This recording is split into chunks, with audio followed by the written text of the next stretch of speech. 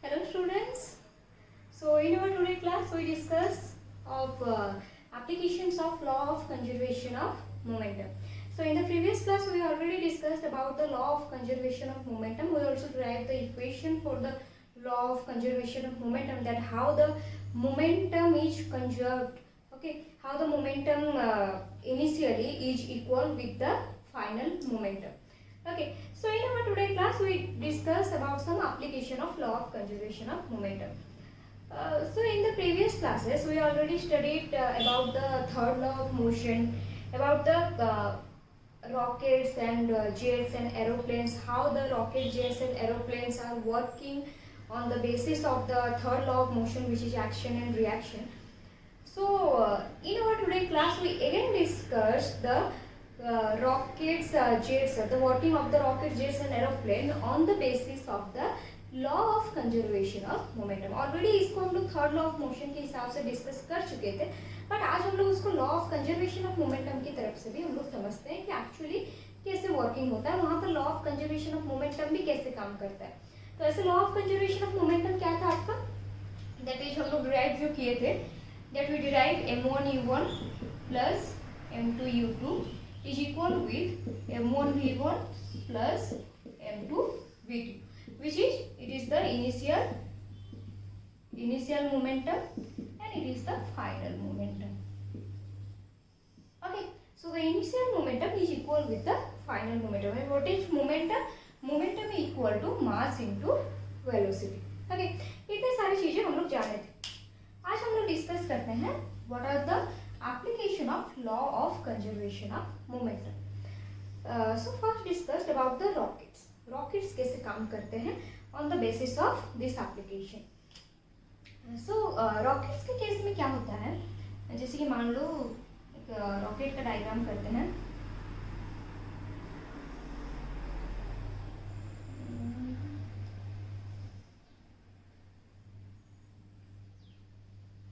Okay okay, जैसे भी हो गया.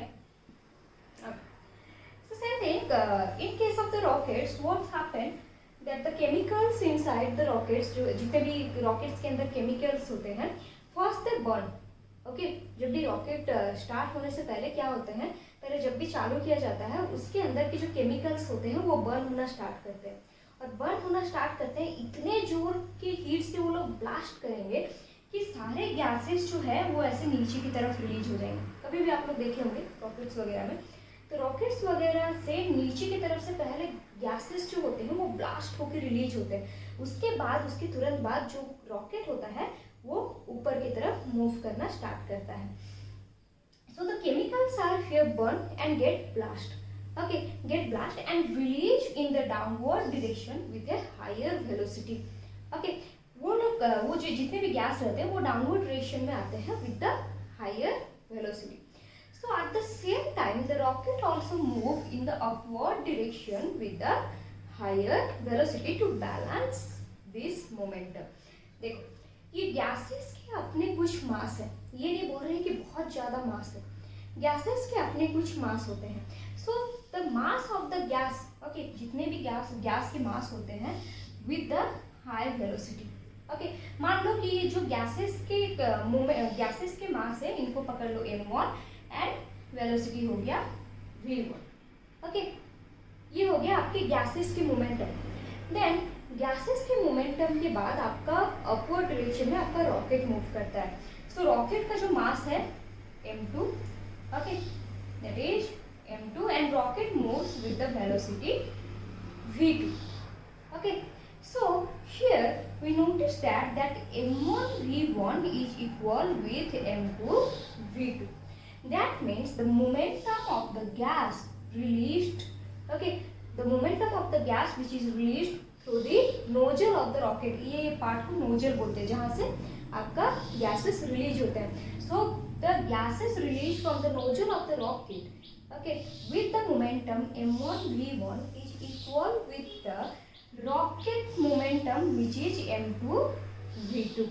ओके, सो जो रॉकेट का भी जो फेनोमेनन है वो भी कहीं ना कहीं आपका conservation of momentum, law of conservation of momentum के लिए एप्लीकेबल होता है. Okay, so this one is the first application of the law of conservation of momentum. कभी कभी क्वेश्चंस भी आ जाते हैं that explain the working of rocket on the basis of the law of conservation of momentum। आप लोग ऐसे diagram करके एक्सप्लेन कर सकते हो। Okay, so next the recoil of the gun। Okay, the next application is recoil of gun। Okay, recoil of the gun। तो gun के case में मोमेंटम हम लोग किसका किसका लेते हैं, that we consider the momentum of the gun and the bullet. When the gun and bullet both are at rest position, then at that time the momentum is zero in both the cases। That means the momentum of the bullet and the gun is zero when they are at rest।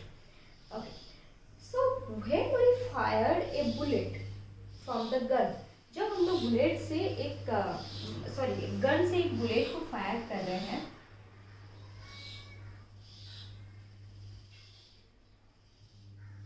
okay, so when we fired a bullet from the gun with a velocity, देखो bullet के भी अपने मास होते हैं, ऐसा नहीं है कि बुलेट का मास नहीं होता, बुलेट के भी अपने मास होते हैं पर बहुत स्मॉलर मास के होते हैं, but they have very high velocity.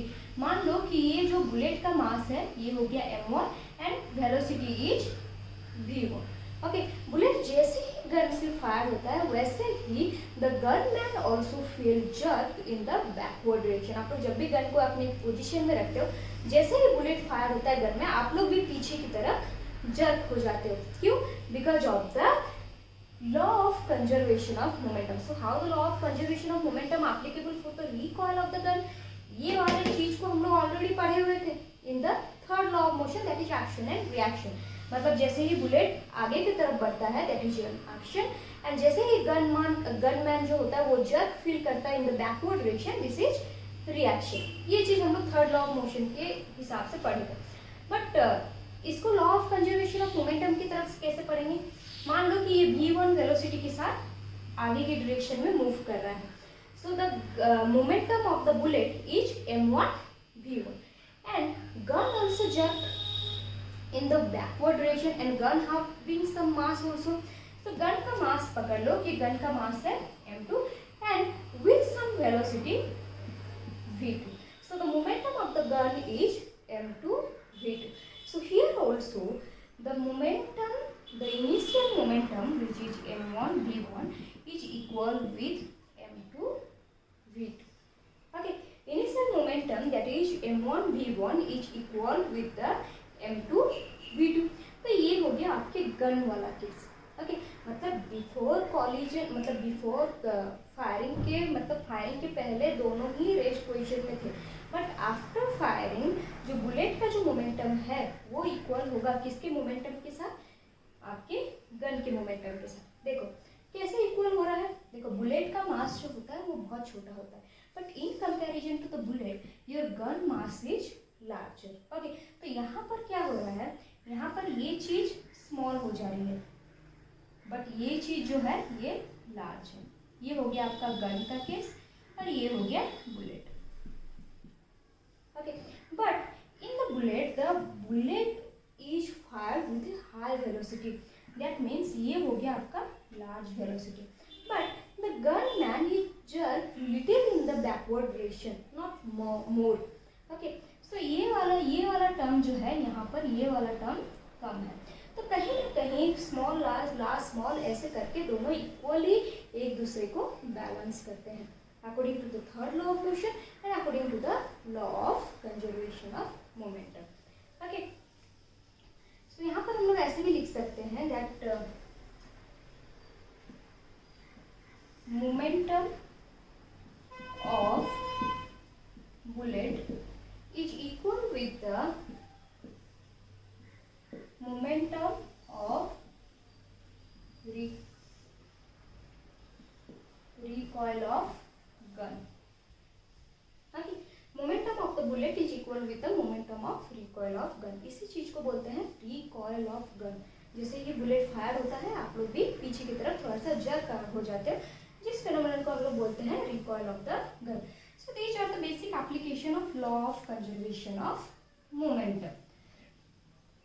Okay, so now we solve some numericals on the basis of force and laws of motion. Force and laws of motion में जितने भी आपके कुछ इंपॉर्टेंट न्यूमेरिकल्स हैं, 2-3 कुछ भी डिस्कस करते हैं जिसके वजह से आप लोग को आइडिया मिल जाए कि न्यूमेरिकल्स कैसे सॉल्व करना है. So let's move to the first numerical. So the first question is a bullet of mass 10 gram. Okay, a bullet of mass 10 gram is fired from a gun of mass 6 kg with a velocity of 300 meter per second. So calculate the recoil velocity of gun. See, a bullet of mass 10 gram मतलब ऐसे एक gun अगर हम लोग लेते हैं तो मान लो कि ये बुलेट है, देन बुलेट का जो मास है वो है 10 gram. Okay, then it is fired from a gun of mass 6 kg. जो गन का मास है वो है 6 kg with a velocity 300 metre per second. That means bullet का वेलोसिटी है 300 metre per second. Calculate the recoil velocity of gun. तो जो gun का वेलोसिटी है वही आप लोग को पूछा गया है. ओके, सो इसको हम लोग कैसे सॉल्व करेंगे? Obviously law of conservation of momentum से भी हम लोग इसको सॉल्व कर सकते हैं. सो सी, देखो पहले हम ये चीज बताते हैं कि आप मतलब before solving the numericals you have to check that every unit are same और डिफरेंट. ओके, सारे यूनिट सेम है या डिफरेंट है, सारे यूनिट एसआई यूनिट में है या नहीं है, पहले तो हमें ये चीज चेक करना है. सो एसआई यूनिट हम नॉर्मली बोलते हैं एसआई यूनिट MKS ले लो, that is metre kilogram second. Okay, इसी टर्म में हम लोग हमेशा करेंगे. सो यहाँ पर क्या मीटर किलोग्राम सेकेंड में सब कुछ है, देख लो मीटर पर सेकेंड, ये है किलोग्राम, बट यहाँ है ग्राम. तो इस ग्राम को हम लोग केजी में कन्वर्ट करते हैं. सो बुलेट का जो मास है, consider the bullet mass is M1, that is 10 gram. Okay, we convert it into kilogram, that is 10 by 1000. Okay, 10 by 1000, so it is 0.01 kilogram. Okay, obviously हम लोग recoil velocity of gun निकालने के लिए हम लोग क्या करेंगे, दैट इज जो आपका मोमेंटम था, momentum of bullet is equal with momentum of recoil of gun. Okay, यही तो हमारा फॉर्मूला था ना, that momentum of bullet is equal with the momentum of recoil of gun. Okay, so momentum of bullet that is M1 V1 consider कर दो, that is M2 V2. तो हमें V2 find out करना है, that is the velocity of the recoil of the gun. So M1 momentum of the bullet that is mass of bullet. Mass of bullet कितना है 0.01. Then velocity, what is the velocity 300. Okay, एक ना. Then उसके बाद M2 mass of the gun 6. Then V2 हमारे पास नहीं है. Okay, so ये हो गया आपका 3 यूनिट हो जाएगा आपका. मास का हो गया kg, वेलोसिटी का हो गया मीटर पर सेकेंड. सो 3 kg मीटर पर सेकेंड, ये हो गया 6 V2 kg metre per second. तो हम लोग V2 फाइंड आउट करेंगे. V2 is 3 by 6. okay, 3 by 6 which is 1 by 2 which is 0.5. 0.5 velocity का यूनिट होता है metre per second. So the recoil velocity of the gun is 0.5 metre per second. So here is the second question. So calculate the force required to impart. Okay, we have to calculate the force. Okay, calculate the force required to impart to a car of velocity 30 meter per second. So given that the velocity is 30 meter per second in 10 second, that means time is 10 second starting from rest. ये चीज को mark करना. That is starting from rest. The mass of car is 1500 kg. Okay, car का मास दे दिया गया है, हम लोग को फाइंड आउट करना है calculate the force required to impart to a car. That means we have to find out the force. We know that from the second law of motion that force equal to m into a. Okay, mass into acceleration. So यहाँ पर force find out करने के लिए हम लोग को mass already given है, that is 1500 kg. So we have to find out the acceleration. देखते हैं अब एक्सेलरेशन फाइंड आउट करने के लिए यहाँ पर क्या क्या गिवन है हम लोग को. अब वेलोसिटी हमें गिवन है टाइम हमें गिवन है. Okay, remember the first law of motion, sorry first equation of motion, that is v equal to u plus at. याद आ रहा है first equation of motion. So v equal to u plus at.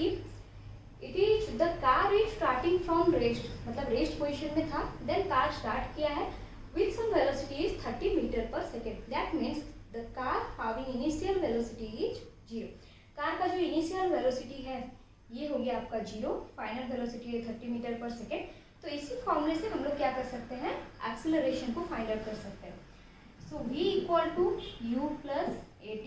v हो गया 30, u हो गया 0, a time हो गया 10.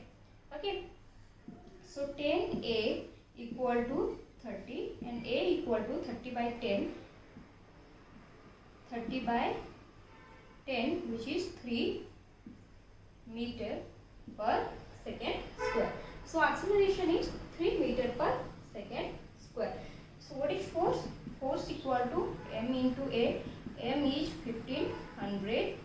Then acceleration is 3. So 1500 into 3, 4500 Newton. देखो कभी कभी क्या होता है, एक्सेलरेशन हम लोग को दिया नहीं रहता, हम लोग फाइंड आउट करना रहता है. तो हम लोग को देखना पड़ता है कि दूसरी तरफ और क्या क्या वैल्यू दिए गए हैं कि हम लोग एक्सेलरेशन को फाइंड आउट कर सकते हैं.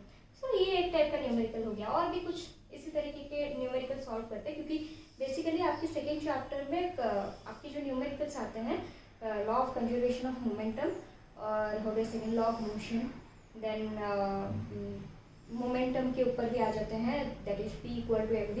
तो इसी फॉर्मूले के ऊपर ही आपके न्यूमेरिकल्स आते हैं जिसके ऊपर हम लोग सॉल्व करें. सो अभी हम लोग थर्ड न्यूमेरिकल सॉल्व करते हैं कुछ और. So a truck starts from rest, that means truck starts from rest. पहले ये रेस्ट वाली चीज़ों को ना कॉन्सेप्ट को पकड़ लो. A truck starts from rest मतलब इनिशियल वेलोसिटी ऑब्वियसली ट्रक का 0 है, and rolls down the hill with a constant acceleration. It travels a distance of 400 meter. That means distance आप लोग को जो दिया गया है वो 400 मीटर है, टाइम है 20 सेकेंड, और क्या मिला, initial velocity u equal to 0.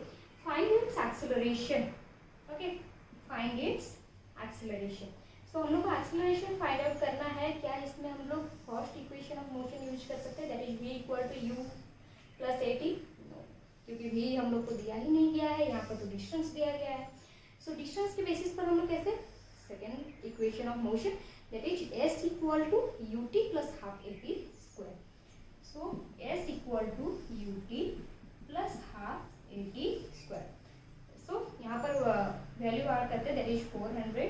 u हो गया 0 इंटू टाइम, टाइम कितना है 20 प्लस हाफ इंटू एक्सेलरेशन हम लोग को दिया नहीं किया है, देन t हो गया 20 स्क्वायर. ओके, सो ये तो हमारा 0 हो गया, ये वाला टर्म हो गया 0. देन हाफ इंटू 8, 20 का स्क्वायर हो गया 400, 400 divided by 2, 200. So 208 that is 400. So a equal to 400 divided by 200 which is 2 metre per second square. Okay, so acceleration is 2 metre per second square. तो हम लोग एक्सेलरेशन फाइंड आउट कर चुके. Find the force acting on it, that is F equal to ma. ये तो हम लोग के पास ऑलरेडी है. Its mass is 7 metric turns. Obviously हमें यूनिट को हमेशा MKS में कन्वर्ट करना है, that is SI unit. Okay, so 7 metric tonnes. 1 metric tonnes कितना होता है, 1 मेट्रिक टन्स कितना होता है आपका 1000 किलोग्राम. ये हमेशा याद रखना, 1 metric ton is 1000 kilogram. So force equal to ma. ma मतलब मास हो गया 7 metric ton, that means 7000 kilogram. 7000 kilogram.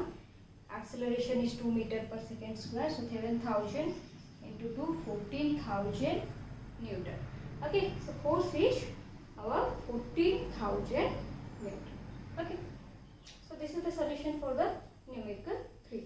ऐसे ही आप लोग बहुत सारे डिफरेंट बुक से भी न्यूमेरिकल्स वगैरह सॉल्व कर सकते हो आपके सेकेंड चैप्टर के. ओके, देन ये सारे न्यूमेरिकल्स आप लोग बहुत अच्छे से सॉल्व करो. और भी कुछ